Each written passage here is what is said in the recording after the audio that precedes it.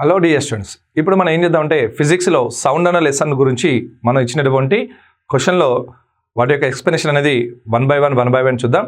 So ఇందులో భాగంగా first of all కనుక మనం చూసుకున్నట్టయితే ఇక్కడ మనకు కనిపించేటువంటి ఫస్ట్ క్వశ్చన్ ఏంటి సార్ అనేది ఒక్కసారి చూసినట్టయితే ఇక్కడ మనం తీసుకుంటే what are the following types of electromagnetic waves. అంటే కింది విద్యుదయస్కాంత తరంగాల యొక్క రకాలు ఇవి అని అడిగినటువంటి క్వశ్చన్ అన్న.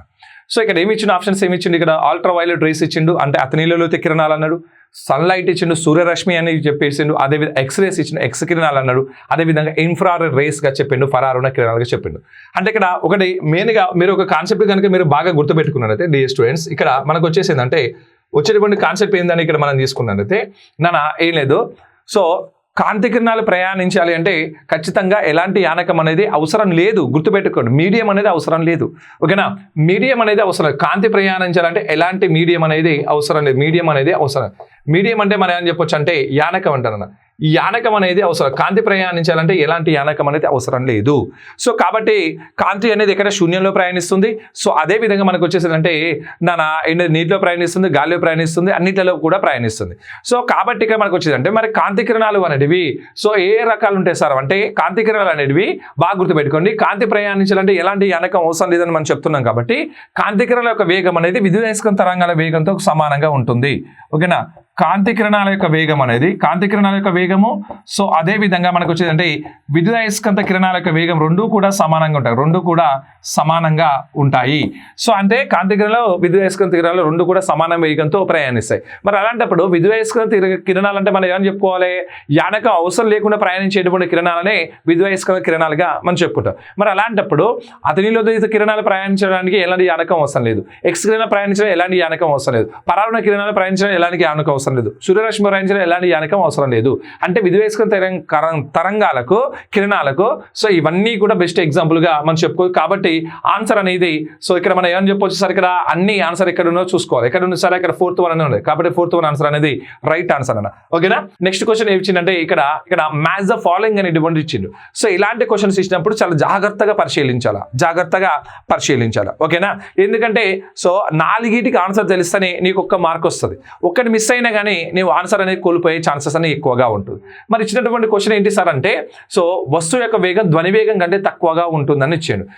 వస్తువు వేగం ధ్వని వేగంతో సమానం ఇచ్చాడు, వస్తువు వేగం ధ్వని వేగం కంటే ఎక్కువ అని ఇచ్చాడు, వస్తువు వేగం ధ్వని వేగంకి 5 రెట్ల కంటే ఎక్కువ అని ఇచ్చాడు. ఇటువైపు చూసినట్లయితే సోనిక్ వేగం అన్నాడు, సబ్ సోనిక్ వేగం అన్నాడు, సూపర్ సోనిక్ వేగం అన్నాడు, హైపర్ సోనిక్ వేగం అన్నాడు. అంటే వేగాలు రకాలు ఇచ్చిందన్న. ఇక్కడ ఒక కాన్సెప్ట్ చెప్తే వినండి. ఇక్కడ మనకు వచ్చేదంటే వస్తువు వేగం అనేది ధ్వని వేగం కంటే చాలా తక్కువగా ఉంటుంది, ఓకేనా. దీన్నే మనం ఏం పిలుస్తామంటే సబ్సోనిక్ వేగంగా మనం చెప్పుకోవచ్చు. అదే విధంగా వస్తువు వేగం ధ్వని వేగం రెండు కూడా సమానంగా ఉంటుంది, దీన్నే సోనిక్ వేగంగా మనం చెప్పుకోవచ్చు.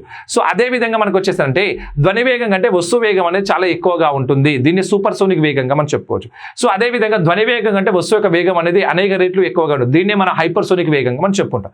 ఇదేనా కాన్సెప్ట్ అర్థమైనప్పుడు నువ్వు ఈజీగా ఆన్సర్ చేయగలుగుతావు. ఒకసారి చూద్దాం.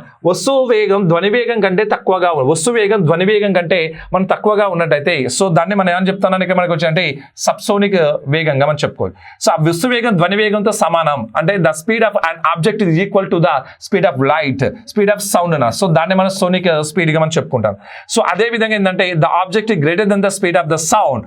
అంటే ఇక్కడ మనకి ఏంటంటే వస్తువు వేగం ధ్వని వేగం రెండు కూడా ఇక్కడ మనకు వస్తువు వేగం కంటే ధ్వని వేగం కంటే ఎక్కువగా ఉంటుంది, అంటే వస్తువు వేగం కంటే వస్తువు వేగం అనేది ధ్వని వేగం కంటే ఎక్కువగా ఉంటుంది. అలాంటప్పుడు ఏంటంటే అది సూపర్ సోనిక్ వేగంతో ప్రయాణిస్తుందని చెప్పుకోవచ్చు. అదే విధంగా the speed of an object is 5 times more than the మనం చెప్పుకున్నట్టే దాన్ని మన హైపర్ సోనిక్ వేగంగా మనం చెప్పడం అనేది జరుగుతుంది. ఏంటంటే కాబట్టి ఆన్సర్ వచ్చే సెకండ్ వన్ ఆన్సర్ అనేది రైట్ ఆన్సర్ అన్నారు. సెకండ్ వన్ ఆన్సర్ అనేది రైట్ ఆన్సర్. ఏంటంటే హైపర్ సోనిక్ వేగంతో బ్రహ్మోస్ 2 క్షిపణులు అనేది పనిచేయడం అనేది జరుగుతుంది. అదే విధంగా మనకు ఏంటంటే ఇక్కడ మనకు ఏంటంటే సోనిక్ స్పీడ్ తో అంటే వస్తు వేగం ధ్వని వేగం రెండు కూడా సమానంగా ఉంటాయి నా. అదే విధంగా సూపర్ సోనిక్ వేగంతో ఇక్కడ ఏంటంటే జెట్ విమానాల రాకెట్లు అనేవి సూపర్ సోనిక్ వేగంతో ప్రయాణిస్తాయని మనం చెప్పుకోవచ్చు, ఓకేనా. ఏంటంటే బ్రహ్మోస్ 2 క్షిపణి అనేది మిసైల్ అనేది ఏంటంటే అత్యధిక వేగంతో ప్రయాణించేటువంటి మిసైల్ మనం తయారు చేయబడింది, ఓకేనా. ఇది మనకు వచ్చేసిందంటే మరి second one answer, second one question ఉన్నటువంటి ఆన్సర్ సెకండ్ వన్ అనేది రైట్ ఆన్సర్ గా మనం చెప్పుకుంటాను, ఓకే కదా. సో నెక్స్ట్ వన్ క్వశ్చన్ చూద్దాం. ఇక్కడ ఏంటంటే unit of the sound is అంటే ఇలాంటి ప్రమాణాలు చాలా ఇంపార్టెంట్. మీరు చూడండి మన క్వశ్చన్ పేపర్ స్టాండర్డ్ చూడండి.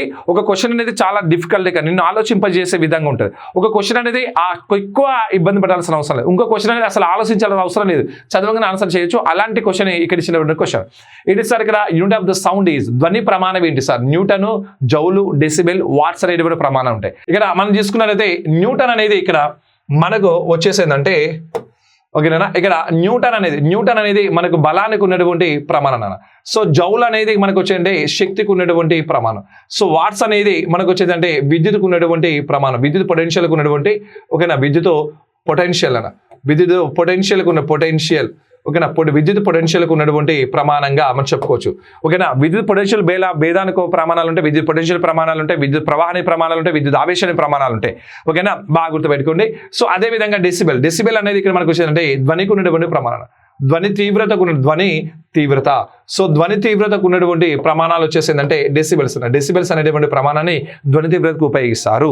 ఓకేనా, సో కాబట్టి ధ్వనికి ప్రమాణం వచ్చేసిందంటే డెసిబెల్ అనేటువంటి ప్రమాణంగా మనం చెప్పుకోవచ్చు. ఓకేనా, వెరీ గుడ్. సో ఇది నేను ఇక్కడ మనకు వచ్చేదంటే దీనికి ఉన్నటువంటి ఆన్సర్ వచ్చేసి థర్డ్ వన్ ఆన్సర్ అనేది రైట్ ఆన్సర్. ఇక నెక్స్ట్ వన్ వచ్చేసిందంటే మనకు which of the following is correct అన్నాడు. Which of the following is correct option ఎన్నుకోండి అనేటువంటి క్వశ్చన్ అన్న. ఓకేనా, కరెక్ట్ ఆప్షన్ అనేది ఏది అనేటువంటి క్వశ్చన్ ఇచ్చేసిండు. మరి ఇక్కడ మనం చూసినట్టయితే ఈ కరెక్ట్ ఆప్షన్ ఉన్నటువంటి క్వశ్చన్ కనుక మనం చూసినట్టయితే ఏంటి సార్ క్వశ్చన్ ఏమి ఇచ్చిండు? The sonar. ఇక్కడ సోనార్ అంటే మనం ఫుల్ ఫామ్ కూడా ఇచ్చిండు. ఇఫ్ కేస్ మీకు ఎగ్జామ్లలో అడిగేటువంటి ఛాన్సెస్ కూడా ఉంటుంది. So what is the full form of sonar అంటే? సోనార్ అంటే sound to navigation and ranging నే మనం సోనార్ గా మనం పిలుస్తాం. So that help in the detecting the so presence, depth, speed and direction of the submarine in the ocean work on the basic of the Doppler effect. సముద్ర గర్భంలో ఉండేటువంటి జలాంతర్గామి యొక్క ఉనికిని, లోతు, వేగం, కదిలే దిశను తెలుసుకోవడానికి తోడ్పడే సోనార్ డాప్లర్ ఫలితం ఆధారంగా పనిచేస్తుంది అని ఇచ్చిండు. సో అదే అంటే ఇక్కడ నన్ను గుర్తుపెట్టుకోండి, ఇక్కడ సోనారాన్ని ఉపయోగించి మనం ఏం చేయవచ్చు సార్? సముద్ర అంతర్గర్భంలో ఉన్నటువంటి ఓకేనా ఏంటి సార్ ఇక్కడ మనకు వచ్చేసి జలాంతర్గామి సబ్మరైన్స్ కానీ వాటి యొక్క లోతు కానీ వాటి యొక్క వేగం తెలుసుకోవడానికి సోనార్ అనేటువంటి పద్ధతిని ఉపయోగిస్తారు. సో ఇది డాప్లర్ ఆధారంగా పనిచేస్తుంది అంటారు. సో ఇక్కడ మనకు వచ్చేదంటే ఇది కరెక్ట్ అన్న, ఇక్కడ మనకు వచ్చేదంటే అది కరెక్టే. సో నెక్స్ట్ వన్ వచ్చేసిందంటే రాడార్ అనేది ఇక్కడ ఏంటంటే రాడార్ అంటే రేడియో డిటెక్షన్ అండ్ రేంజింగ్. మీరు ఒకటి చెప్తారా గుర్తుపెట్టుకోండి. 2009 సంవత్సరంలో మనకు మాజీ ముఖ్యమంత్రిగా ఉన్నటువంటి వైఎస్ రాజశేఖర రెడ్డి గారు తన ప్రయాణించినటువంటి హెలికాప్టర్ అనేది రాడార్ సిగ్నల్ అందకుండా పోయిందంటారు. సో చాలా సినిమాల్లో రాడార్స్ అంటాం. ఓకేనా, సో ఇక్కడ మనకు వచ్చేసి అంటే మరి రాడార్ అంటే ఏంటి సార్ అంటే రేడియో డిటెక్షన్ అండ్ రేంజింగ్ అంటే దీని యొక్క ఉపయోగం ఏంటి సార్ అంటే ఏంటి సార్ ఇక్కడ ఏంటంటే సో విమానాలు, రాకెట్లు, క్షిపణులకు ఉనికిని తెలుసుకోవడానికి వీటి యొక్క ఉనికిని తెలుసుకోవడం రాడార్ అనేది ఉపయోగిస్తారు. ఈ రాడార్ కూడా డాప్లర్ ప్రభావం ఆధారంగా పనిచేస్తుంది. ఒకటి బాగా గుర్తుపెట్టుకోండి, ఇక్కడ సోనార్ అనేది మెయిన్ గా దేనిపైన డిపెండ్ అయి ఉంటుంది సార్? దేనిపైన డిపెండ్ అయి ఉంటుంది అంటే నా సౌండ్ పైన డిపెండ్ అయి ఉంటుంది, ధ్వని పైన డిపెండ్ అయి ఉంటుంది అన్న. ఓకేనా, సో సోనార్ అనేది ధ్వని పైన డిపెండ్ అయి ఉంటుంది, ధ్వని యొక్క ప్రభావం పైన డిపెండ్ అయి ఉంటుంది. చాలా వరకు ఏం చేస్తారంటే డాప్లర్ ప్రభావం ఆధారంగా పనిచేస్తున్నాడు. అంటే డాప్లర్ ప్రభావం కంటే ధ్వని ప్రభావం మీద ఇది ఎక్కువగా ఆధారపడి పనిచేస్తుంది. ఈ విషయాన్ని మీరు బాగా గుర్తుపెట్టుకోవాలి. ఓకేనా, కాబట్టి ఏంటంటే సో ఈ ఆన్సర్ అనేది రైట్ ఆన్సర్ గా చెప్పుకోవచ్చు. సార్ ఇవరాక మీరు రైట్ ఆన్సర్ ఏంటి సార్ ఇది రాంగ్ ఆన్సర్ గా చెప్పుకోవచ్చు. ఇవరాక మీరు రైట్ ఆన్సర్ గా చెప్పిల్లంటే నేను చెప్తానా, నేను ఆగమాగం చేయడానికి నేను చెప్తా కంపల్సరీ.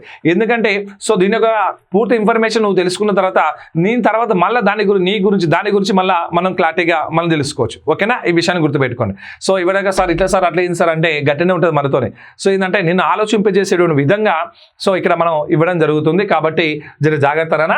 సో ఇది నాన్న అంటే ఇక్కడ మనకు సెకండ్ వన్ అనేది సో రైట్ ఆన్సర్ చెప్పుకోవచ్చు. కాబట్టి ఇక్కడ మనకు వచ్చేదంటే సో ఇక్కడ మనకి ఏంటంటే ఏ సరి కాదు, బి సరైన. సో సెకండ్ వన్ ఆన్సర్ అనేది రైట్ ఆన్సర్గా మనం చెప్పాలి. అంటే సోనార్ అనేది మెయిన్గా ధ్వని పైన ఆధారపడి పనిచేస్తున్నాను. ధ్వనిది సౌండ్ వేగాన్ని, అదేవిధంగా ధ్వనిని తెలుసుకోవడానికి, సముద్రాలకు లోతును, సరస్సులకు లోతును తెలుసుకోవడానికి, సముద్రంలో ప్రయాణించేటువంటి జలాంతర్గామం తెలుసుకోవడానికి సో సోనార్ అనేది ఉపయోగపడుతుంది. ఇది దేనిపైన డిపెండ్ అయ్యి వర్క్ చేస్తారు సార్ అంటే నాన్న బాగా గుర్తుపెట్టుకోండి, దేనిపైన నాన్న ఇక్కడ ధ్వని పైన ఆధారపడి పనిచేస్తుందని మనం చెప్పుకోవచ్చు. ఓకేనా, ఇది సో దీనికి ఉన్నటువంటి ఇన్ఫర్మేషన్. ఇక నెక్స్ట్ వన్ కనుక తీసుకుంటే మరో కనుక మనం తీసుకున్నట్టయితే మరో question. So what are the example of sound waves? ధ్వని కిరణాలు దేనికి ఉదాహరణ?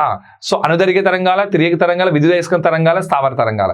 సో గుర్తుపెట్టుకోండి, ధ్వని కిరణాలు ఎల్లప్పుడూ కూడా మనకు ఎలాంటి స్వభావాన్ని కలిగి ఉంటాయి అంటే సో లాంగిట్యూడినల్ వేవ్స్ అనుదైర్ఘ్య తరంగాల స్వభావాన్ని కలిగి ఉంటాయి. ఓకేనా, ఏ తరంగాల స్వభావాన్ని కలిగి ఉంటాయన్నా అనుదైర్ఘ్య తరంగాల స్వభావాన్ని కలిగి ఉంటాయి. కాబట్టి ఫస్ట్ వన్ ఆన్సర్ అనేది రైట్ ఆన్సర్ అని చెప్పుకోవచ్చు. సో తిర్యక్ తరంగాలు అంటే ఏంటంటే ఇక్కడ మనకు వచ్చాయంటే విద్యుదయస్కాంత తరంగాలు తిర్యక్ తరంగాల స్వభావాన్ని కలిగి ఉంటాయి. ఇది నువ్వు బాగా గుర్తుపెట్టుకో.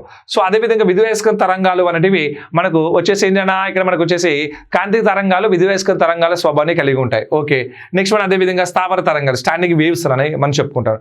ఈ స్టాండింగ్ వేవ్స్ అంటే ఇక్కడ మనకు వచ్చేసి అంటే కొన్ని తరంగాల యొక్క వాటి యొక్క స్వభావం అనేది పరిస్థితుల ప్రభావం బట్టి మారుతూ ఉంటుందన్న. సో దాన్ని బట్టి మనం వాటి ఎలాంటి స్వభావం కలిగి ఉందనేది మనం తెలుసుకోవచ్చు. ఓకేనా, ఇగో ఇది నాన్న అంటే ధ్వని కిరణాలు దేనికి ఉదాహరణ అంటే ఫస్ట్ వన్ ఆన్సర్కు రైట్ ఆన్సర్గా మనం చెప్పుకోవచ్చు నాన్న. ఓకేనా, సో ఇది నాన్న ఇక్కడ మనకు ఉన్నటువంటి ఇంపార్టెన్స్.